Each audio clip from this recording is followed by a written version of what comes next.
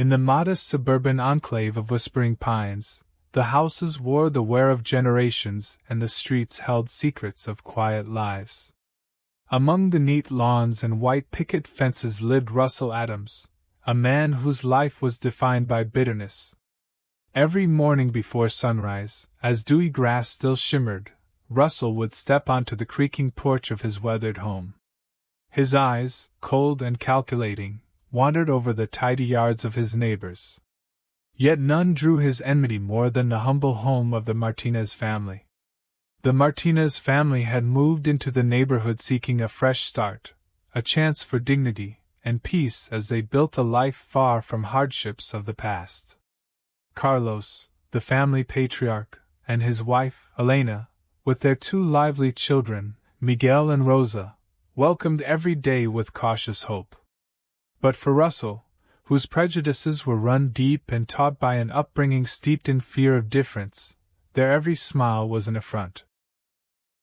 From an early age, he had learned to see the world in narrow hues. Every person who looked different from him was to be mistrusted. His heart beat faster at the mere sight of the Martinez home, a symbol of change and inclusion that he privately resented.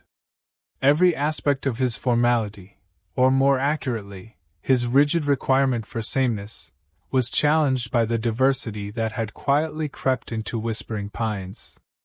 And so the seeds of his discontent were sown anew each day, nurtured by a toxic cocktail of personal insecurities and learned prejudice. The stage was set for a series of bitter confrontations, small schemes, and deliberate acts of sabotage that would mark him as the neighborhood's perennial provocateur. Russell's daily life soon became defined by petty but relentless acts of malice. In the pre-dawn hours, when the world was still lulled by sleep, he would creep along the narrow walkways and meticulously deface any sign, real or imagined, that the Martinez family was welcome in this neighborhood. One humid summer morning, as Carlos tenderly watered a row of blossoming flowers, Russell slunk from behind a hedge and loosened the bolts on the irrigation system. The ensuing chaos, a burst of water spraying indiscriminately, was not an act of random vandalism but a calculated attempt to undermine the family's prosperity. At neighborhood gatherings, while others engaged in gentle banter over lemonade or shared news, Russell would pick any trivial matter to ignite a storm. "I don't know what you all see in inviting strangers into our midst," he would bark in public, his voice rising above the subdued hum of the party. His words were never coated in kind criticism. Rather, they were carefully honed litanies of resentment meant to disturb the uneasy peace of a community that was already learning to embrace differences on its own terms. His sabotage was not limited to frustration. There were nights when he tampered with street lights near the Martinez house, leaving the pathway cloaked in unnerving darkness. There were mornings when freshly painted walls were inexplicably defaced by foul messages that he, in his mind, was freeing the neighborhood from an unwanted influence. Always, his underlying message was as bitter and simple as it was clear: these neighbors, so different from him, were not welcome.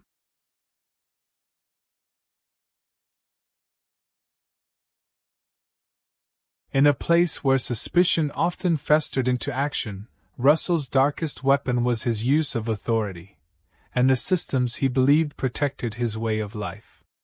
One cool autumn afternoon, when a breeze scattered brittle leaves along the sidewalks of Whispering Pines, Russell spotted what he considered to be evidence of illicit activity at the Martinez residence. It was nothing more than a family gathering, a moment of cultural celebration, yet Russell's eyes twisted the scene into an opportunity to unleash his manufactured terror. Clutching an old, dented phone in his trembling hand, he dialed the number for Immigration and Customs Enforcement. In a clipped tone laden with certainty, he reported, "There's suspicious activity at 14 El Camino Street. I'm certain those residents are not who they claim to be." His voice grew feverish as he described imagined misdemeanors. A misinterpretation of a children's game, and a misunderstanding of a friendly neighbor's greeting turned, in his mind, into evidence of subversive behavior. The agent on the other end of the line asked a few probing questions. However, the details would later reveal the hollowness of his accusations. Still, the call served its intended purpose, seeding fear and uncertainty in the minds of those who already lived with the painful sting of being othered. The local law enforcement, though having little to act on, would occasionally conduct cursory investigations, only to find nothing but the echoes of Russell's vitriol. And yet, each investigation forced the Martinez family to relive the shame and suspicion that came with being the targets of a man who had made it his life's mission to demonize them.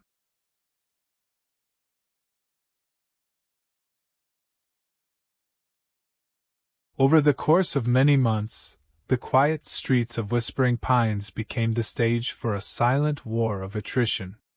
Russell's constant provocations began to wear on the nerves of every resident, most painfully on the heart of the Martinez family. Despite the steady barrage of cruelty, from leaked threats on neighborhood forums to anonymous flyers encouraging neighbors to protect our borders, Carlos and Elena maintained a steadfast dignity. Their resilience was born of the hope that kindness could someday prevail over hatred. However, the relentless storm began to erode the gentle bond they shared with the community. One dusk, as the sky bruised itself in deep shades of purple and gold, tension reached an unbearable peak. The Martinez children were playing in the yard under Carlos's watchful eye, while neighbors tried in vain to ignore the bitter words whispered by Russell from the cracked window of his house. At that very moment, an altercation sparked when a thoughtful comment about unity and neighborhood cooperation was met by Russell's outburst in the cul-de-sac. His shrill voice, laden with anger and accusation, called upon anyone listening to defend this neighborhood from the contaminating influence of those he deemed unworthy. A small group of neighbors, tired of the constant discord, stepped forward to call for calm. They invited both sides to a community meeting, hoping to resolve the tensions with dialogue and mutual understanding. But Russell, blinded by his hatred, saw every conciliatory gesture as a betrayal of his deeply held beliefs. The more the community tried to reach out, the more fervently he retreated into his embittered isolation, launching further accusations and increasingly desperate acts of vandalism.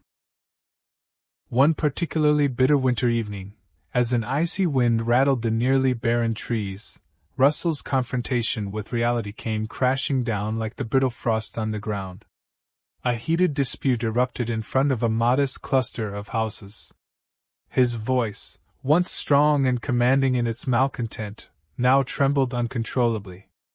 Accusations flew about invaders, subversion, and the betrayal of their shared American values. But as the temperature dropped and his chest tightened, the true enemy he had been fighting for so long revealed its cost.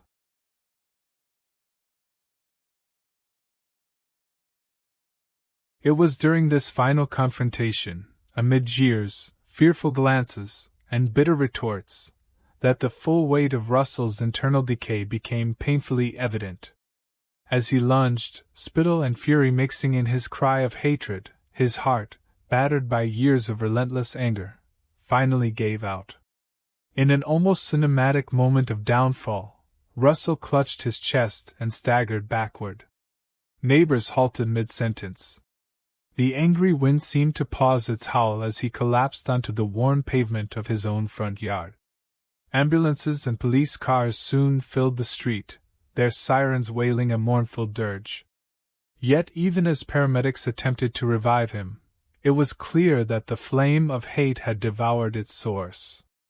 In his final moments, to no one's surprise, the man who had so zealously invoked others to protect his sanctuary was himself obliterated by the corrosive force he battled every day. His final heartbeat flickered out amidst the murmurs and stares of onlookers, leaving behind a silence as dense as the winter air.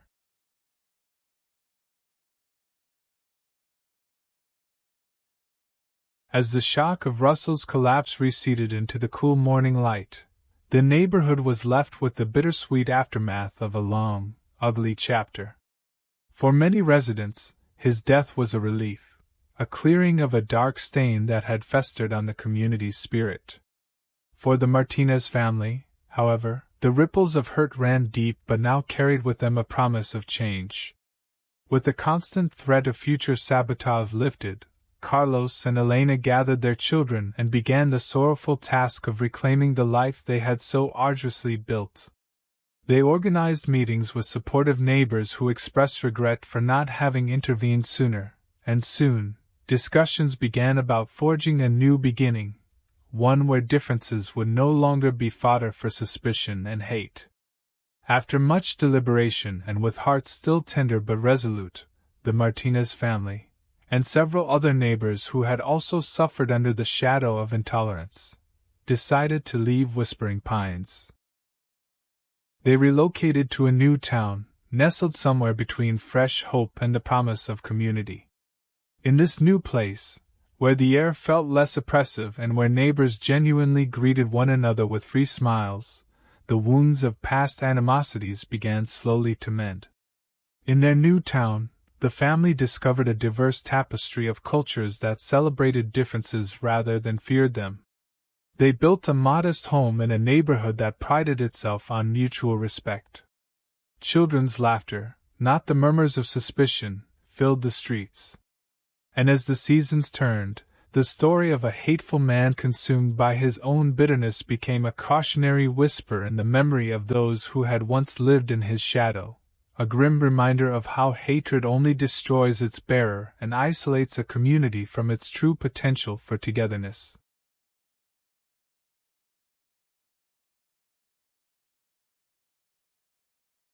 In quiet moments, when the past still echoes in the rustle of leaves or the murmur of an evening wind, one might recall the downfall of Russell Adams.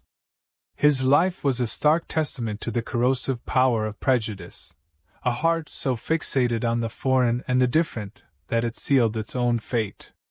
But even in the midst of his tragic ending, there arose a lesson. Hatred, when allowed to fester unchecked, does not uplift the spirit or protect a community.